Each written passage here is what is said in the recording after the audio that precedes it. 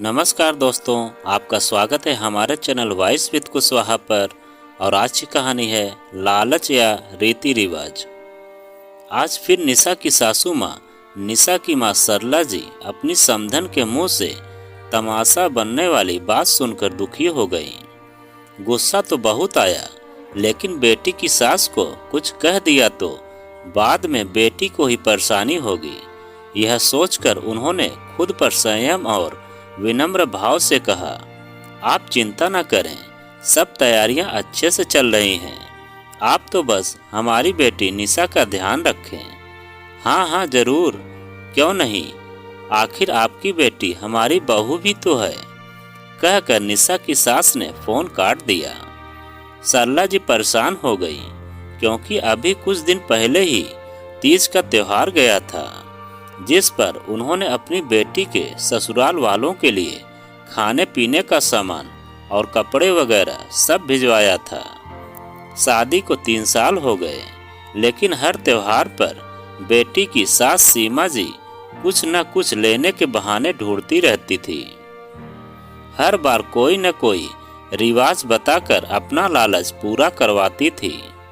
सरला जी सब समझती थी, लेकिन जहां बात रीति रिवाज की आ जाए, वहां चुप रहने के अलावा और कोई चारा भी नहीं था।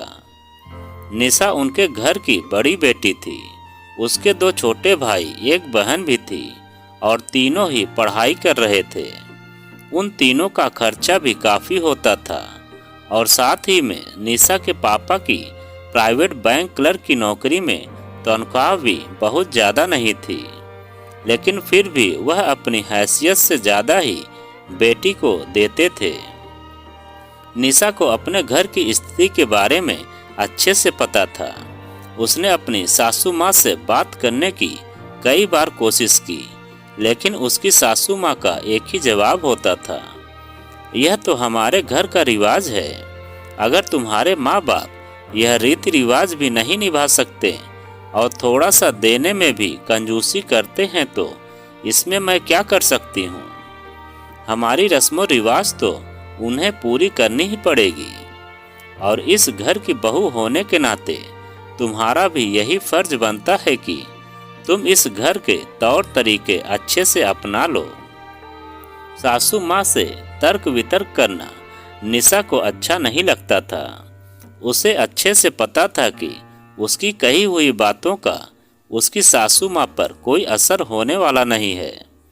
कई बार उसने अपने पति संजीत से भी बात करने की कोशिश की, लेकिन कोई फायदा नहीं हुआ, क्योंकि इस मामले में जब भी संजीत अपनी माँ से बात करता तो घर में बवाल आ जाता। घर के बड़ों के बीच की बात कहकर सीमा जी उसे भी चुप करवा देती। फिर गोद भराई की रस्म का दिन आया। निशा के मम्मी पापा ने अपनी तरफ से सारा सामान बहुत अच्छे से दिया, लेकिन फिर भी सीमा जी ने उसमें कुछ न कुछ कमी निकाल ही दी, क्योंकि उनका लालच दिन प्रतिदिन बढ़ता ही जा रहा था। उन्होंने जाते जाते सबको सुना ही दिया, इस बार तो हुआ सो हुआ, मैं कुछ नहीं कहूँगी, लेकिन बच्चे के होने पर तो कम से कम हमारा मान सम्मान अच्छे से कर देना, और जो भी लाना हमारे रीति रिवाजों को ध्यान में रखकर ही लाना। यह बात सुनकर निशा के घर वालों को बहुत गुस्सा आया, लेकिन हंसी खुशी का माहौल ना बिगड़े इसलिए सब चुप ही रहे, क्योंकि सीमा जी की आदत से सब वाकिफ हो चुके थे। फिर एक दिन धीरे धीरे वक्त गुजरता गया। निशा ने एक प्यारी सी बच्ची को जन्म दिया। सारी रस्में अच्छे से निभाई गई।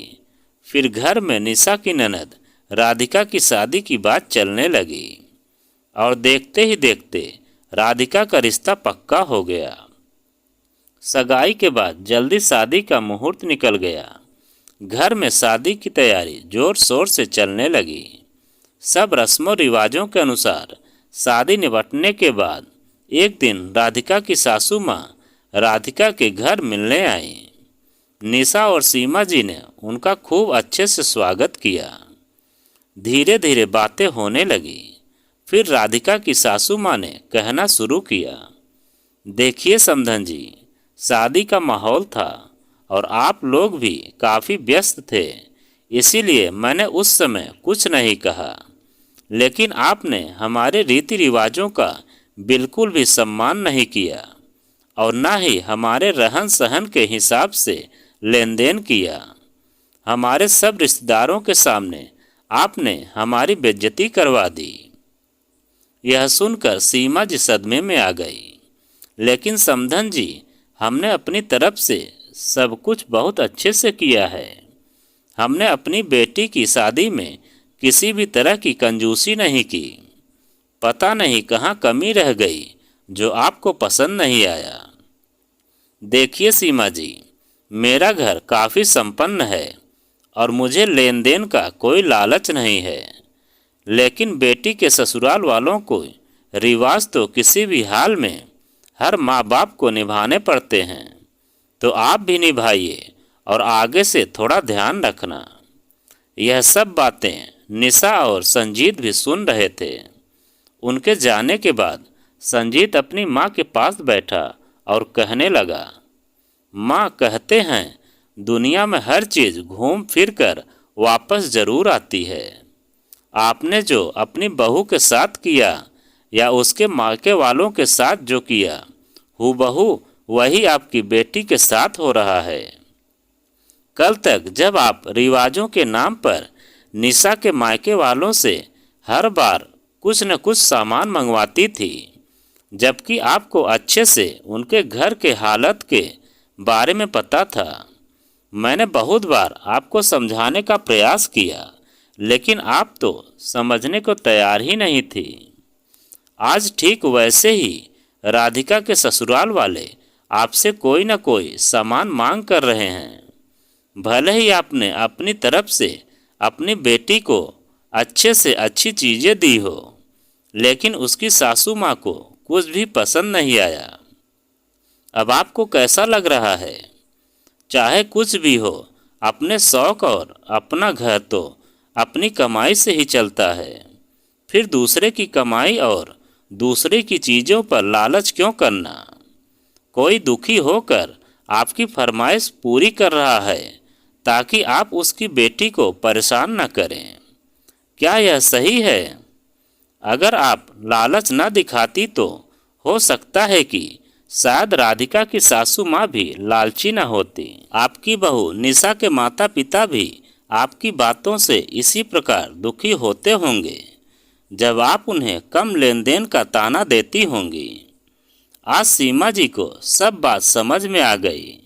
फिर उन्होंने अपनी बहू निशा का हाथ अपने हाथों में लेकर कहा, बेटा मुझे माफ़ कर दे। मैं बेटे की माँ बनकर लालच में आ गई थी। मुफ्त का सामान देखकर और पाने की लालसा के चक्कर में अपने ही रीति रिवाज बनाए जा रही थी। आज मेरे साथ ऐसा हुआ तब मैं महसूस कर पा रही हूँ कि तुम्हारी माँ पर भी यही सब बीता होगा। अब से मैं ऐसा कुछ भी नहीं करूँगी। मैं दिल से तुझसे माफ़ी मांगती हूँ। निशा भी यह सब सुनकर अपनी सासू माँ के गले लग गई और उनके रिश्ते में मिठास वापस आ गई और सभी प्यार से मिलकर रहने लगे। तो दोस्तों, यह कहानी आपको कैसी लगी कमेंट में लिखकर हमें ज़रूर बताएं। और आप अगर हमारे चैनल पर नए हैं तो प्लीज़ चैनल को सब्सक्राइब करें और वीडियो को एक लाइक ज़रूर करें और इस कहानी से संबंधित एक प्यारा सा कमेंट हमें ज़रूर करें।